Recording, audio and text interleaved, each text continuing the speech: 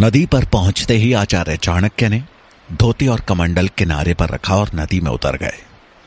उनके चेहरे पर मृत्यु का कोई भय नहीं था, बल्कि उसके विपरीत कुछ था तो वो था चेहरे पर एक विश्वासपूर्ण तेज। मानो उन्हें पता हो कि अगले कुछ पलों में क्या होने वाला है। उनके नदी में उतरते ही झाड़ियों में हो रही हलचल थम गई। कुछ क्षण बाद उन झाड़ियों से खुद को कपड़े में ढके एक व्यक्ति झट से बाहर निकला और तुरंत ही एक पेड़ की ओट में जाकर छिप गया। उस व्यक्ति की कमर से एक तलवार लटक रही थी। उसकी नजर अब भी चाणक्य पर थी, लेकिन उसे जरा भी अंदाजा नहीं था कि नदी के दूसरे किनारे पर बैठा सूरजमल उसकी हरकतों पर एक बाज की तरह नजर गड़ाए बैठा था। सूरजमल को जब झाड़ियों में हलचल का आभास हुआ तो उसे समझ आ गया कि यह हलचल हवा में होने वाली हलचल नहीं है। तभी उन झाड़ियों में से एक व्यक्ति को निकलता देख सूरजमल का शक यकीन में बदल गया। उसने बड़े ध्यान से पेड़ के पीछे छिपे उस व्यक्ति को देखा। उस व्यक्ति ने लगभग अपने पूरे शरीर को एक चादर से ढक रखा था और छिपकर नदी की तरफ देख रहा था। सूरजमल ने मन ही मन कहा, लगता है राजहंस सही था। आचार्य को मगध से मारने आया व्यक्ति यही है। तभी उसकी नजर उस व्यक्ति के पैरों पर गई और उसका अंदेशा सही था। उस आदमी ने सैनिकों वाले जूते पहने थे। तभी अचानक आए हवा के एक तेज झोंके से उस सैनिक के चेहरे से चादर नीचे खिसक गई। उसका चेहरा देखते ही सूरजमल को पहचानते देर नहीं लगी कि वो सैनिक कौन है। उसने आश्चर्य में खुद से कहा, मालकेतु, और यहां यह आचार्य चाणक्य का पीछा क्यों कर रहा है? कहीं ये ही आचार्य को मारने? यह सोच उसने मालकेतु की तरफ अपना तीर तान दिया। उसका तीर अब मालकेतु की अगली हरकत की प्रतीक्षा कर रहा था। इधर मालकेतु को इस बात की खबर नहीं थी कि सूरजमल ने उसे देख लिया है।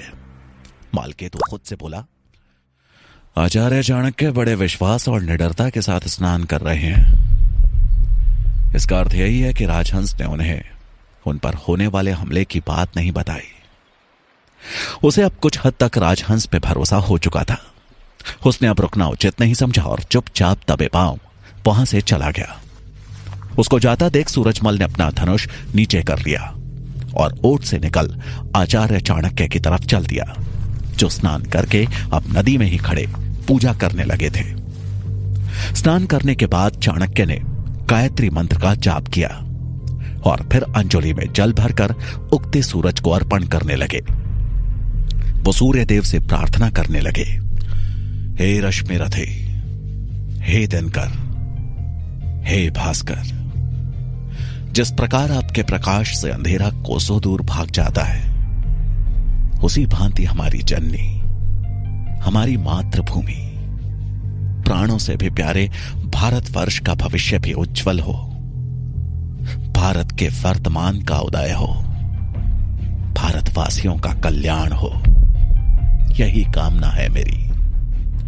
चाणक्य अपनी पूजा कर जैसे ही नदी से बाहर निकले, सूरजमल उनको कुछ बताने के लिए बड़ी बेसब्री से उनका इंतजार कर रहा था। चाणक्य अभी अपनी खड़ाऊ पहन ही रहे थे कि सूरजमल वहां आ पहुंचा और सर झुकाते हुए बोला, प्रणाम आचार्य। चाणक्य ने आशीर्वाद दिया और बोले, मां भारती तुम्हारा कल्याण करे। सूरजमल हड़बड़ाहट में बोला, राजहंस ने तो मगध से आए एक मसाई सैनिक का जिक्र किया था, लेकिन आपका पीछा कोई और नहीं बल्कि आचार्य गजानन का सेवक मालकेतु कर रहा था। चाणक्य को यह सुन के कुछ अधिक हैरानी नहीं हुई। उनके मुख का भाव कुछ ऐसा था कि मानो वो इस परिस्थिति से अवगत थे। उन्होंने गंभीर भाव से कहा, अवश्य ही ये परीक्षा राजहंस की वफादारी साबित करने की हो रही होगी। आचार्य गजानन और मालकेतु की एक चाल थी। अब हमें मालकेतु से और भी सावधान रहने की जरूरत है। चाणक्य की बुद्धि का परिचय देख सूरजमल बहुत ही प्रभावित दिखा। उसने चाणक्य को नमन करते हुए कहा, जी आचार्य, ये मालकेतु और आचार्य गजानन मिलकर क्या षड्यंत्र रच रहे हैं? मैं पता लगाने की कोशिश करता हूं। चाणक्य ने हामी भरते हुए सर हिलाया और दोनों वहां से तक्षशिला की ओर चल दिए। वहीं दूसरी तरफ तक्षशिला में मालकेतु सीधे आचार्य गजानन के पास जा पहुंचा, जो अपनी सुबह की पहली कक्षा के लिए निकल रहे थे।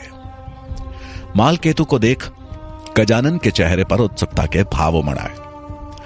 उन्हें प्रणाम करते हुए मालकेतु बोला, मैं आचार्य चाणक्य का पीछा करते हुए नदी तक गया था।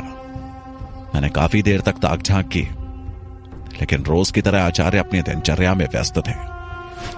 उनके चेहरे पर किसी भी प्रकार का कोई भय नहीं था। ऐसा लग रहा था जैसे उन्हें किसी बात की भनक भी नहीं थी। मालकेतु की बात सुन आचार्य गजानन तंज कसते हुए बोले, अब तो तुम्हें मेरे सेवक राजहंस पर कोई संदेह नहीं होगा। मैंने पहले ही कहा था, वो मेरे प्रति वफादार है। अगर राजहंस ने हमारी बात चाणक्य तक पहुंचा दी होती तो चाणक्य आज नदी तक जाते ही नहीं। भला कोई जानबूझकर भी मृत्यु को क्यों आमंत्रण देगा? मालकेतु कुछ सोचते हुए धीमे स्वर में बोला, शायद आप सही हैं। राजहंस आपके प्रति वफादार है। मालकेतु ने आचार्य गजानन के सामने ऐसा कह तो दिया, लेकिन उसे अभी भी राजहंस पर संदेह था। उसका मन जाने क्यों राजहंस की वफादारी को स्वीकार नहीं कर पा रहा था। उसने मन ही मन कहा, चाणक्य ऐसा व्यक्ति है जिसके मुखमंडल को पढ़ पाना आसान नहीं है। कहीं ऐसा तो नहीं कि राजहंस ने चाणक्य को बताया हो, लेकिन चाणक्य ने उसे अनसुना कर दिया हो। इस राजहंस पर इतनी जल्दी विश्वास करना मूर्खता ही होगी। मुझे इसकी वफादारी की और जांच करनी पड़ेगी। मालकेतु के चेहरे पर उभरती भावनाओं को भांपते हुए आचार्य गजानन बोले, तुम्हारे मुख के भाव देखकर ऐसा लग रहा है जैसे तुम्हें अब भी राजहंस पर संदेह है। हड़बड़ाहट में मालकेतु ने कहा, नहीं नहीं नहीं आचार्य, मैं संतुष्ट हूं। मुझे लगता है अब मुझे निकलना चाहिए। आपको भी कक्षा के लिए देरी हो रही होगी। ये बोलकर वो वहां से तेजी से निकल गया, लेकिन उसका मन अभी भी दुविधा और संदेह से भरा हुआ था। एक तरफ तक्षशिला में आचार्य चाणक्य के शत्रुन पर नजर गड़ाए हुए थे, तो वहीं दूसरी तरफ मगध में प्रत्येक क्षण संभावनाएं असंभावनाओं में और असंभावनाएं संभावनाओं में बदल रही थी। धनानंद के राजमहल में मुरा अपना दैनिक कार्य निपटाते हुए सोच रही थी, आखिर मंत्री शंभुनाथ के बारे में क्या सूचना हो सकती है? महामंत्री अमात्य मंत्री शंभुनाथ की गुप्तचरी क्यों करवा रहे? क्या उन्हें मंत्री शंभुनाथ से कोई खतरा है? मुरा को इस बात का बेहद अफसोस था कि वो कल महामंत्री अमात्य और उनके गुप्तचर की बातें नहीं सुन पाई। वो ये सब सोच ही रही थी कि तभी उसकी दृष्टि एक बार फिर उसी गुप्तचर पर पड़ी जो कि अमात्य के कक्ष की ओर बढ़ रहा था। उसे देखते ही मुरा खुद से ही बोली, ये तो वही गुप्तचर है जो कल रात मिलने आया था। ये अमात्य के कक्ष की ओर बढ़ रहा है। इसका अर्थ है कि अवश्य कोई और सूचना लाया है। मुझे आज इसके और महामंत्री अमात्य की बातें सुननी ही होंगी और पता लगाना होगा कि ये मंत्री शंभुनाथ के विरुद्ध कौन सा षड्यंत्र रच रहे हैं। ये निश्चय कर मुरा दबे पांव अमात्य के कक्ष की तरफ बढ़ चली। इधर वो गुप्तचर अमात्य के कक्ष में जा पहुंचा और उनका इशारा पाते ही दरवाजा अंदर से बंद कर दिया। मुरा अमात्य के कक्ष के पीछे वाली खिड़की के पास जा पहुंची और ध्यान से दोनों की बातों को सुनने की कोशिश करने लगी। कक्ष के भीतर अमात्य गुप्तचर से बातें कर रहे थे। अमात्य ने गुप्तचर से दबी आवाज में पूछा, हाँ बोलो, क्या सूचना है? गुप्तचर भी दबी आवाज में बोला, महामंत्री जी, आपके कहे अनुसार मैंने शंभुनाथ का पीछा किया था। उन्हें मैंने बाजार में मोहर बनाने वाली दुकानों के आसपास भटकते हुए देखा। पता करने पर मालूम हुआ कि उन्हें किसी मोहर बनाने वाले की तलाश है। अमात्य ने आश्चर्य से कहा, मोहर बनाने वाले की? गुप्तचर बोला, हाँ महामंत्री जी, ऐसा दस्तकार जो अच्छी मोहर बना सकता हो। शायद किसी विशिष्ट प्रकार की मोहर बनाने की बात कर रहे थे वो। मंत्री शंभुनाथ एक दस्तकार का नाम भी ले रहे थे, मिलिंद। मैंने तो ऐसा नाम पहले कभी नहीं सुना। मिलिंद का नाम सुनते ही अमात्य के चेहरे पर हवाइयां उड़ने लगी। अमात्य ने मनी मन कहा, मिलिंद?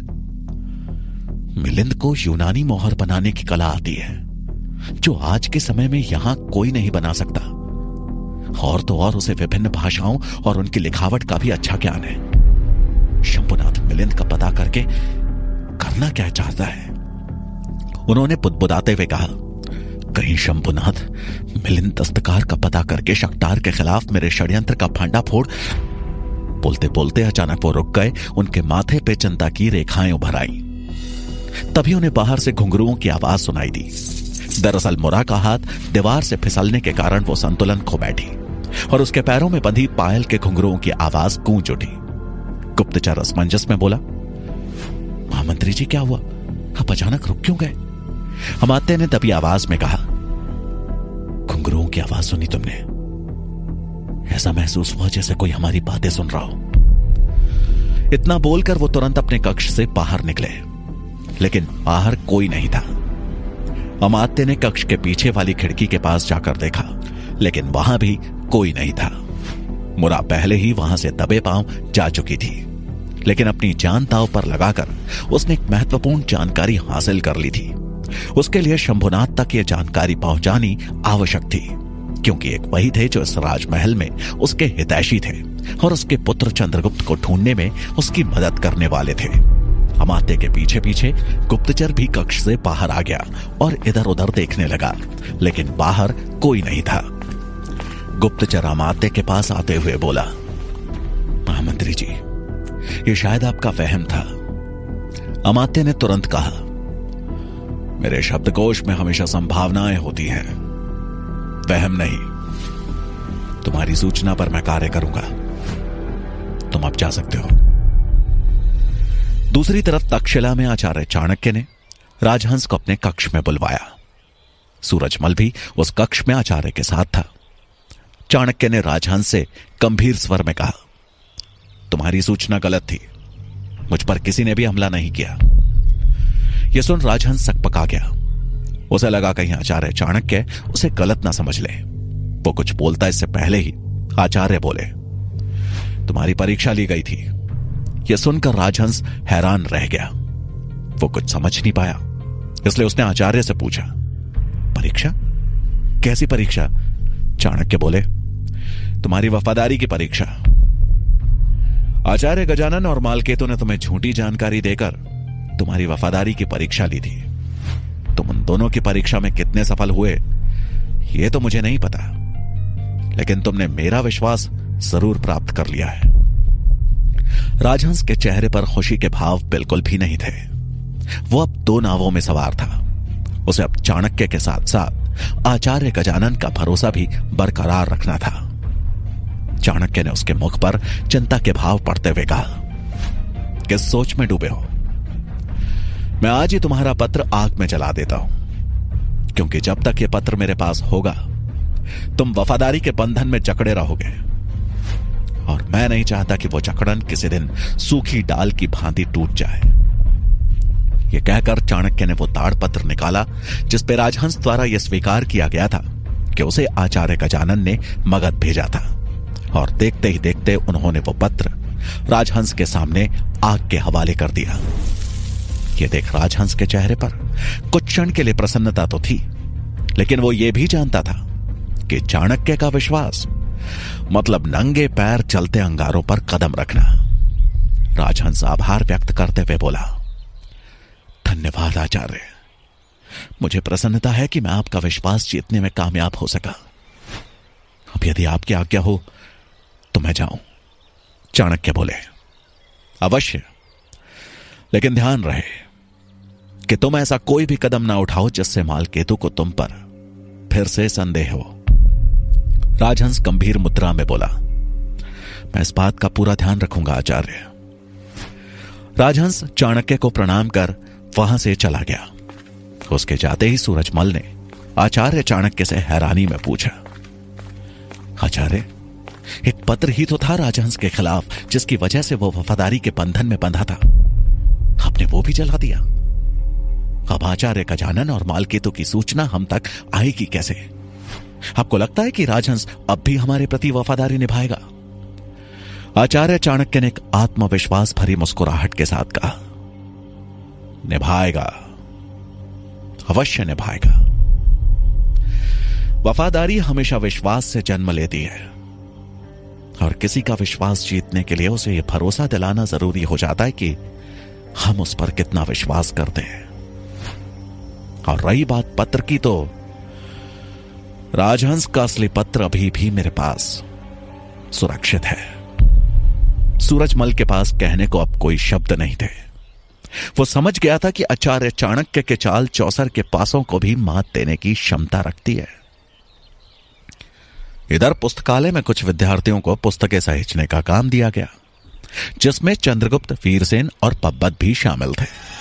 जहां एक तरफ चंद्रगुप्त पुस्तकें सहेजने में लगा हुआ था, वहीं दूसरी तरफ पब्बत और वीरसेन लकड़ी की बनी एक मेज पर बैठे थे और हंसी ठिठोली कर रहे थे। वो अपना कार्य दूसरे विद्यार्थियों से करवा रहे थे। पब्बत तिरछी नजरों से चंद्रगुप्त को देखते हुए वीरसेन से थोड़ा ऊंचे स्वर में बोला, वीरसेन, क्या तुम्हें ज्ञात है कि इस गुरुकुल में सभी कुलीन घरों के विद्यार्थी शिक्षा ग्रहण करते हैं, लेकिन एक है यहां जो कुलहीन है। वीरसेन ने पब्बत के ताने को और जोर देते हुए कहा, कुलहीन व्यक्ति बांस में लगे उस दीमक की तरह होते हैं जो उसे अंदर ही अंदर खोखला करते जाते हैं। पब्बत चंद्रगुप्त की तरफ देखते हुए कर्कश स्वर में बोला, फिर भी दीमक का कुल निर्धारित है कि वो दीमक जाति से है, लेकिन इस लड़के का तो कोई धर्म, जाति, कुल कुछ भी पता नहीं है। इसे इस गुरुकुल में शिक्षा की अनुमति मिलनी ही नहीं चाहिए थी। कुलहीन। वीरसेन के सभी मित्र कुलहीन कुलहीन कहकर चंद्रगुप्त को चढ़ाते हुए उस पर हंसने लगे। चंद्रगुप्त यह सब सुनकर मन ही मन क्रोधित हो रहा था, लेकिन वो किसी प्रकार का झगड़ा नहीं चाहता था, इसलिए उसने अपनी भावनाओं पर काबू रखा हुआ था और शांति से अपना काम कर रहा था।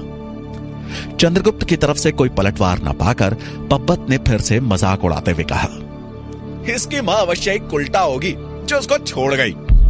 पब्बत के मुंह से अपनी मां को गाली देते सुन चंद्रगुप्त से रहा नहीं गया। वो गुस्से में खौलते हुए पब्बत की तरफ बढ़ा।